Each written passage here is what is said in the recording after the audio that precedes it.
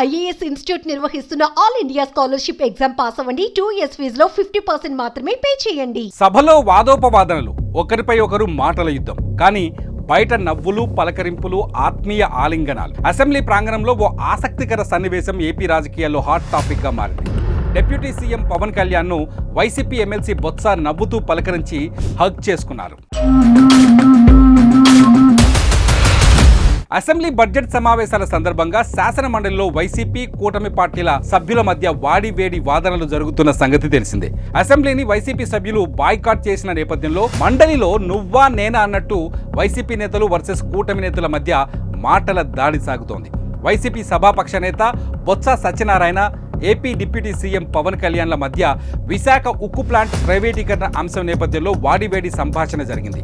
Vizag steel plant ప్రైవేటీకరణ అడ్డుకునేందుకు జగన్ హయాంలో ఆల్ పార్టీ డెలిగేషన్ను ఆహ్వానించాలని తాను కోరానని, అయినా వారు స్పందించలేదని అన్నారు పవన్ కళ్యాణ్. అయితే సింగిల్గానే తమ పార్టీకి విశాఖ ఉక్కు పరిశ్రమ ప్రైవేటీకరణను అడ్డుకునే శక్తి ఉందని, కాబట్టి అన్ని పార్టీలతో అఖిలపక్ష సమావేశం నిర్వహించాల్సిన అవసరం తమకు రాలేదని బొత్స కామెంట్ చేశారు. 2 రోజులు సభలో తలపడిన వీరిద్దరూ బయట మాత్రం సరదాగా మాట్లాడుకొని కనిపించారు.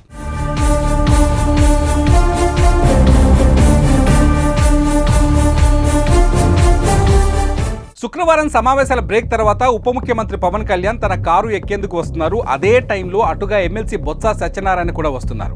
పవన్ వస్తున్న విషయాన్ని గమనించిన బొత్స ఆయన్ని పలకరించేందుకు అక్కడ ఎదురు చూశారు. తన కోసం ఎదురు చూస్తున్న బొత్సను చూసి పవన్ కూడా కారు ఎక్కకుండానే ఎదురుగా వచ్చారు. ఇలా పవన్ కళ్యాణ్, బొత్స సత్యనారాయణ ఒకరినొకరు పలకరించుకొని ఆలింగనం చేసుకున్నారు. బొత్స సత్యనారాయణతో అక్కడే ఉన్న పెద్దిరెడ్డి సహా వైసీపీ నేతలు మాత్రం అక్కడి నుంచి మెల్లిగా వెళ్లిపోయారు. ప్రస్తుతం ఈ వీడియో వైరల్గా మారింది.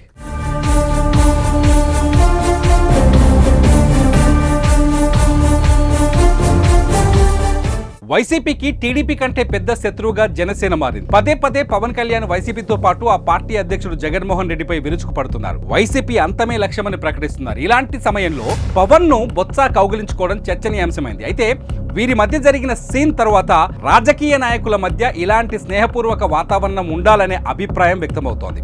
మరి మీ అభిప్రాయాన్ని కామెంట్ చేయండి.